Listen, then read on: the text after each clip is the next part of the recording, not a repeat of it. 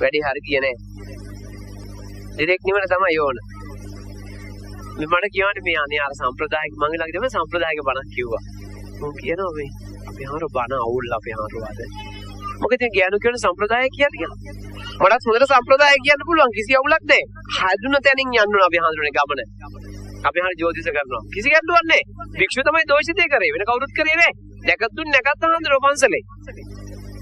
මේ අද ඉතින් මේක වෙන විකාරයන්නේ මෙතන යන්නේ. මේ අද දැක්කනේ හග්ගෙඩි ලොක් කර වෙච්ච දෙනේ. දැන් පිටිපස්සේ ගහ ගන්න එයා ගෙඩිය. ඉල්ල ලැජ්ජාවේ පණ යනවනේ. මතක තියා ගන්න හග්ගෙඩියට නෙමෙයි හිරේ කිව්වේ මම කෝටි 4ක් මොකද්ද පංචා කළා හිරේ කිව්ලා තියෙන්නේ. මම දැක්කේ මම රට හිටියේ එතකොට. තව ඉන්නවා තව දෙතුන් දෙනෙක් ඉන්නවා යන්න. පෙන්සියු ලොක්කත් යන්න ඕනේ පෙන්සියු ලොක්කා. කාර කටුවැල් ගහ ගැලෙව්වගේ ඉස්සරහා තිබ්බ බෙහෙතට ගත්ත. ඒක හොඳ නෑ කියලා. මේවා මේ මහා ජාතික අපරාධ. සාසනයට ආදරේ ගන්න, සාසනය රැක බලා ගන්න.